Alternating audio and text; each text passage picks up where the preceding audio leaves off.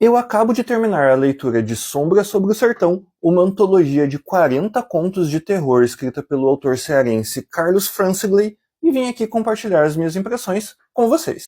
E antes de mais nada, calma, tá, gente? Eu tô mostrando ele aqui no meu tablet, mas eu não li o livro em nenhum PDF de fontes escusas distribuído pelo Jack Sparrow. Minha leitura foi feita em fontes oficiais, tudo do jeito que tem que ser aqui no meu Kindle. Só que eu achei que seria muito mais interessante para vocês, e justo com a obra, começar o vídeo aqui mostrando a capa nas cores originais pensadas pelo autor, e não nessa versão preto e branco que é o que o meu Kindle renderiza. Mas dito isso, vamos juntos aqui para a análise da obra. Eu já comentei em outro vídeo aqui que eu acho difícil fazer resenha de antologia, porque é o tipo de obra onde você vai encontrar contos aqui em que você vai se identificar mais, outros que você vai se identificar menos e outros que você até mesmo não goste.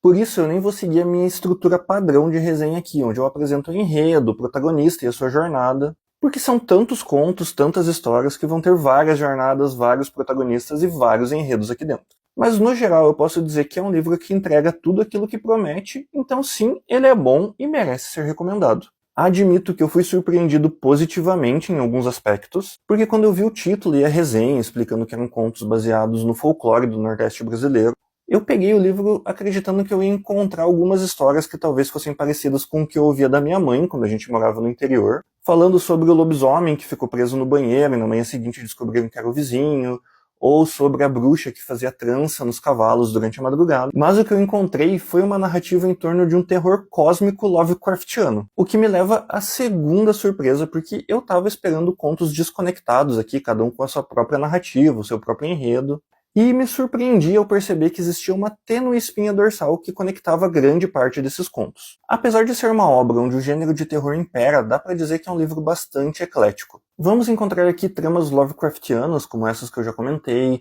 terror sobrenatural, terror mais humano, baseado em serial killers. Vão ter contos que terminam bem, vão ter contos que terminam mal. Então sim, tem narrativas para todos os gostos aqui dentro. Atualmente eu não sou um grande consumidor de suspense e terror em nenhuma mídia, nem literatura, videogame, filmes, nada disso. Mas é um gênero que eu já consumi muito no passado. Tendo a minha adolescência aqui entre os anos 90 e início dos anos 2000, eu vivi o auge e a queda das locadoras, e foi um período onde era muito comum, quando a gente reunia os amigos, não sabia muito bem o que fazer, a gente ia até uma locadora ali, fazer um apanhado de títulos de terror, levar para casa e assistir em conjunto. Cito isso porque eu encontrei vários enredos aqui que me remeteram aos roteiros que eu consumi nessa época. Não só isso, mas também tem muita inspiração em séries documentais de terror aqui, como Twilight Zone, Black Mirror, e até mesmo lendas urbanas locais como Sete Além. Apesar de serem histórias diversas com sua trama própria, como eu comentei no começo do vídeo, dá para separar aqui em 4 estilos de desenvolvimento de roteiro, basicamente, e listando do que eu mais gostei para o que eu menos gostei. Em primeiro lugar, eu colocaria todos os contos que giram em torno dessa questão de terror cósmico que eu falei no começo do vídeo. Em segundo lugar, eu colocaria os enredos que são baseados em troca de dimensão aqui, onde por algum motivo os personagens acabam passando em um rasgo da realidade, indo parar em uma dimensão mais sombria, às vezes até com criaturas que são inimagináveis. Em terceiro lugar, eu colocaria as histórias que são baseadas em mitologia cristã, baseada em demônio, fé, esse tipo de coisa. E por último, até por ser um subgênero do terror e do suspense que nunca me pegou muito, nem em filme, série, nada do gênero, eu colocaria as histórias mais baseadas aqui em serial killers e problemas mais humanos, mais reais. De pontos negativos, eu diria que pessoalmente, para mim aqui foi uma experiência um pouco ruim essa questão de não consegui entender muito bem quais contos estavam realmente conectados a essa trama cósmica que eu falei e quais eram simplesmente coincidências que estavam acontecendo na região. E também o fato de que eu achei que não casou muito bem ter esse inimigo cósmico ao mesmo tempo que tinham contos aqui baseados em mitologia cristã. Não porque eu acho que um enredo é melhor do que o outro, tá? Eu acho que os dois funcionam muito bem no terror. Mas é que eu achei um pouco confuso aqui o fato de ter histórias onde o grande mal era um ser cósmico com a idade do universo, com um nome impronunciável e uma aparência que a mente até tinha dificuldade de processar. E outras histórias aqui onde o mal tinha nome, se chamava Lúcifer e era combatido com fé. Porque eu tive dificuldade de entender se um ser estava submisso ao outro, se era o mesmo ser analisado por óticas diferentes, ou até mesmo se eram meras coincidências e eu não devia estar preocupado com isso. Particularmente, eu posso dizer que eu leria muito tranquilamente se o autor lançasse uma crônica mesmo aqui, com começo, meio e fim, acompanhando a história do Ícaro, que é um personagem compartilhado entre os contos aqui, e que acaba sendo o grande herói da história, quem realmente vai enfrentar essa criatura cósmica que é apresentada aqui.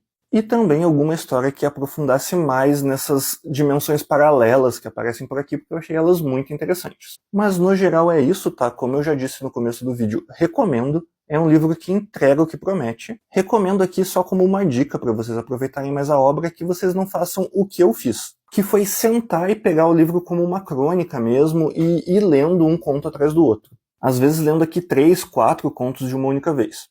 Isso fez com que eu não absorvesse muito bem aqui a proposta de alguns contos, ou não fosse tocado por eles da maneira como eles foram pensados a tocar o leitor. Então eu acredito que essa obra seria muito melhor apreciada se você tratasse ela como uma obra de cabeceira. Você deixasse ali, talvez lesse em paralelo com outro livro, e você pegasse um conto, lesse ele, internalizasse a história daquele conto, fosse dormir ou fosse fazer outra coisa, e daí no dia seguinte, 2 dias depois, você fosse ler mais um conto e depois mais um conto, ao invés de pegar e ler o livro todo de uma vez. Dito isso, fica aqui a pergunta como sempre, se vocês já conheciam a obra ou o autor, se sim, qual foi a experiência de vocês, e se não, se esse vídeo deixou vocês um pouquinho mais curiosos.